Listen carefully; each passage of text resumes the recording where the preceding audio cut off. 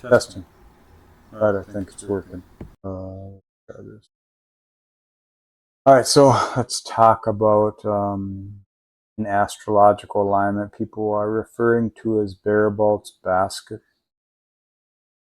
I like fanaticism. I like heretics. I like the energy, but let's break away from the romanticization and the guru complex, projected icon idealization of other people's perspectives. Let's take that into account, but look at reality as it is. You know, everyone wants to graduate, but it takes work to get through the process. Yeah, you can see the future is going to be good. You can see tomorrow's coming, the sun's going to rise, but you got to get through today.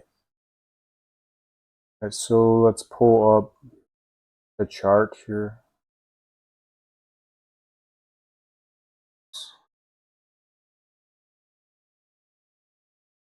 Bear with me.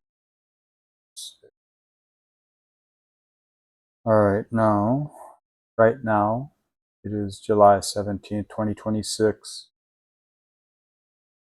I'm not in London. Just I'm looking at trying to find a universal mechanism of time. So Greenwich, or what is it?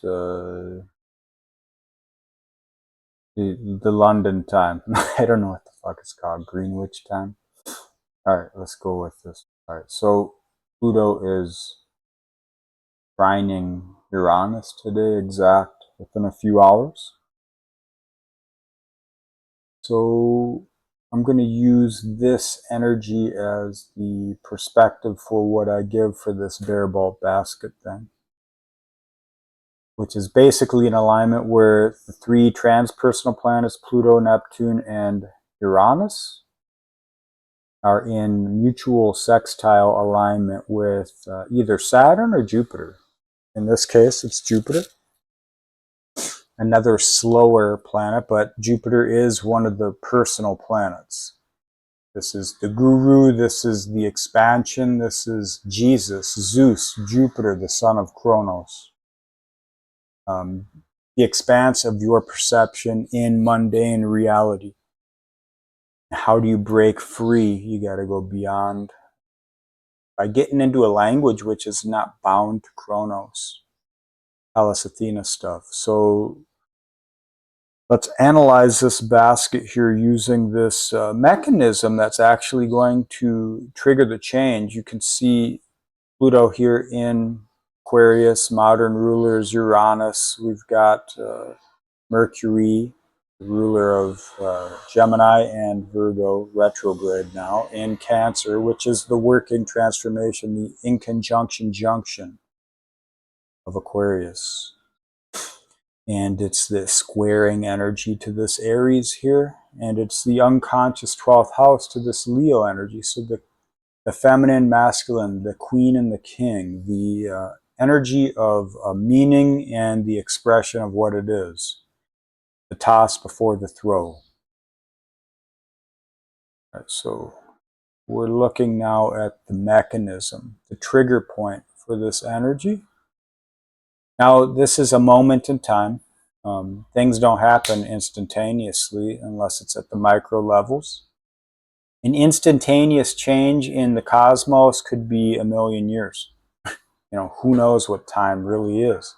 It's your limited conception, which is the key, because we're here now. We can't live that long, you know, in this finite expression of consciousness. So we are a step in a progression. All right, so we've got Pluto here, 4 degrees 26 minutes opposing Jupiter, 4 degrees 26 minutes. We have the nodes, the lunar nodes at 0 degree, breaking through the anoretics of 029, the alpha omega energies. Now, if you think of Pisces to Aquarius, okay, that's the great year. That's the Plutonic age. That's the precessional age change that we're heading into. Some of us are already in Aquarius. Some of us are getting there. You know, it just depends on where you're tuned. I feel if you're tuned more into the mundane, here now, get along to go along type of energy, you know, you got to grind through the day to day in order to make it, then you're probably stuck in or finishing your swim through Pisces. If you're in fantasy world or you're fighting for sovereignty in a sense beyond the stories and the replicated perfection of dystopian retardation that we call culture, then you're probably in Aquarius Leo here. All right, so this is a foreshadowing of changes, big cosmic changes to come. Okay, and we've got Pluto opposing Jupiter. Jupiter in the sign of Leo, the sun's sign. Sign of the sun is currently in Cancer here, as you can see, 27 degrees.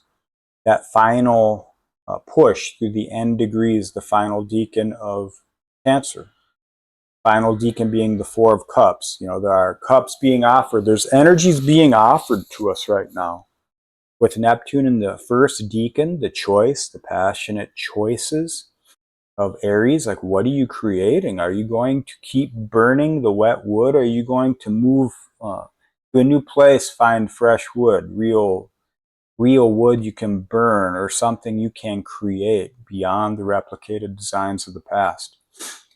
Is it an illusion? Is it a delusion? Is it a salve for the soul? Is it a healing of your own awareness? Is it a theosis, a process of your individual nature coming into this reality and saying, hey, we're all great. We're all individuals. Let's bring our value here, not our shadows.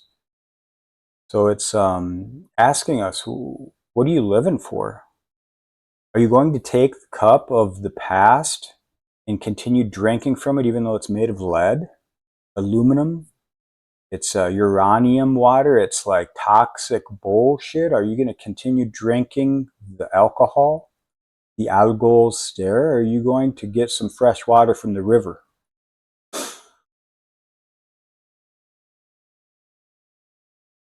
Now we've got Uranus, first decan of Gemini, Eight of Swords energy.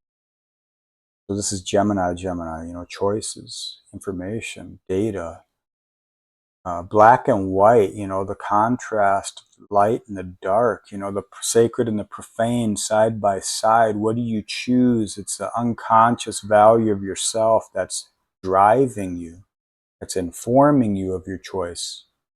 It's the unconscious learning of your own authority. You know, we're all living in this world. We don't really know what freedom is because there's no freedom in this world. It's all fit into a box. Our mind, our conception is limited as to, you go into the woods, you could get Lyme's disease, you could get attacked by an animal, you could get injured, you could require medical care. You go into the woods, you're a hobo, you're homeless, or you're a gypsy, or you're a hippie, or you're a survivalist, or you don't want to be around people because you're weird.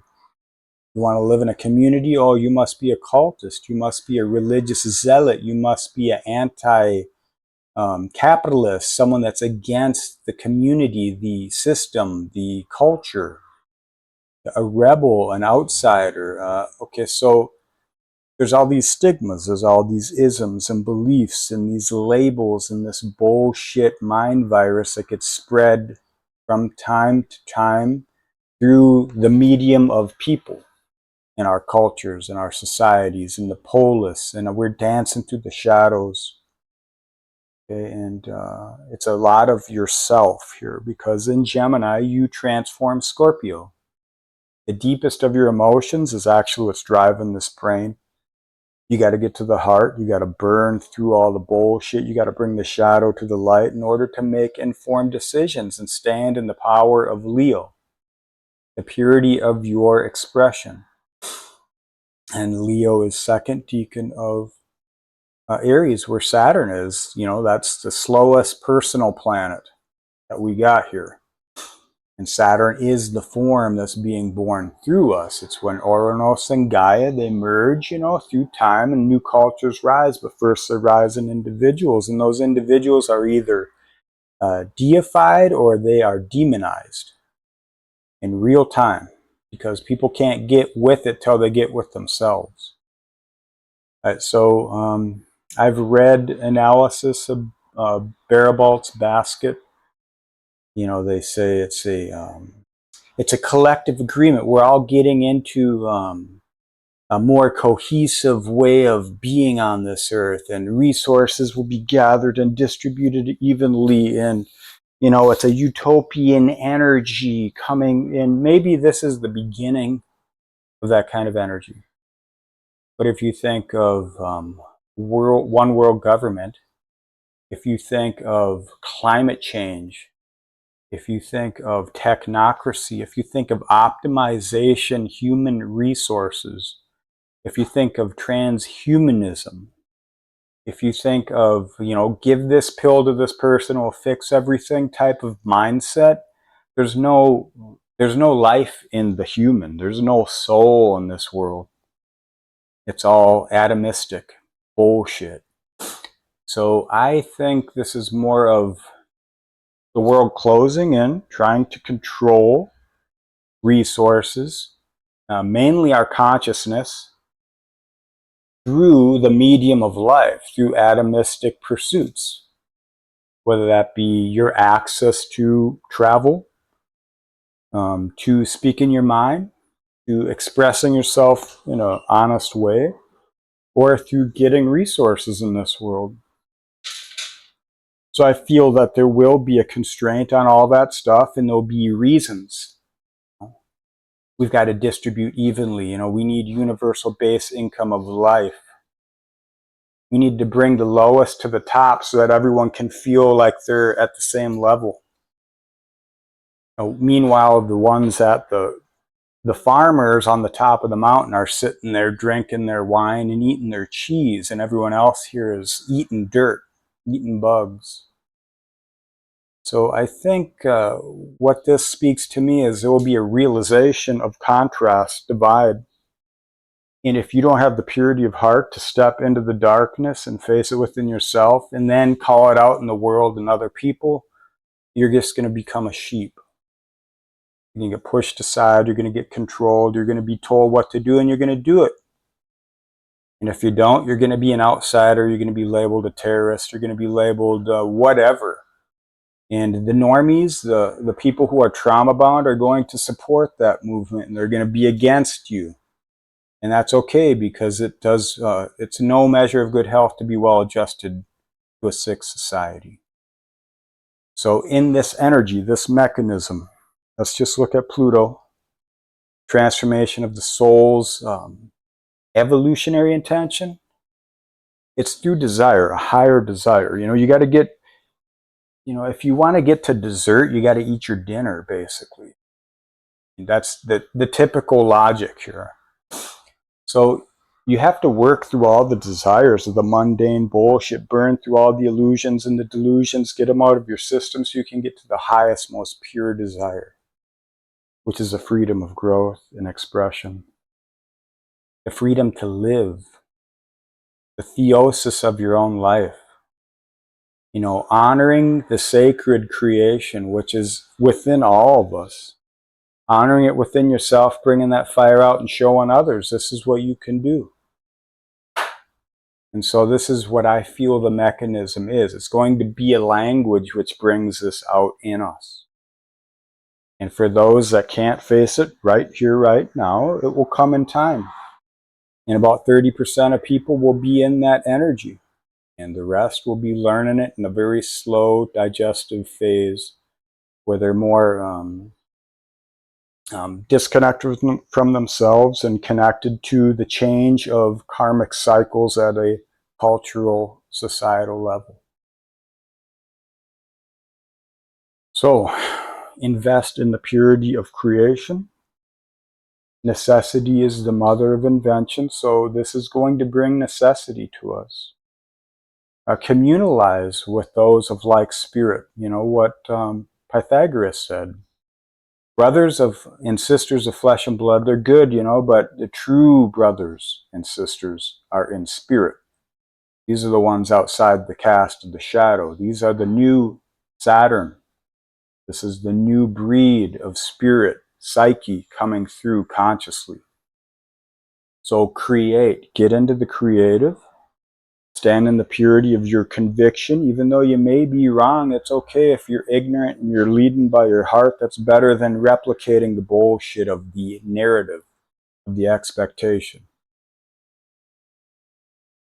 So balance yourself in your own creation. Bring that into the world. And when there's times to change, when there's calibration, optimization, when there's realizations to be had, accept them if they're true. And if you can't accept them and they're true, they'll show you anyway. It might just take a little while. So this is a long-standing change. 2026 is a big turning point. 2027 is the next tightening of the screws. So take a fresh breath of air, feed your spirit, try and separate yourself from the narratives, call your own ego persona out, and try and invest in the self. The foundation of the future is right within you. And the perception of the past is also within you. So that's what I want to say about this alignment. And it will be ongoing for quite a long time. This energy is cycles. Where do they begin? Where do they end? You know, it's our perception, our conception. So it's a choice. To make the choices which honor you and honor the creative spirit and the flow of existence. And you won't be disappointed in that choice. All right. Thanks for watching, listening, and being.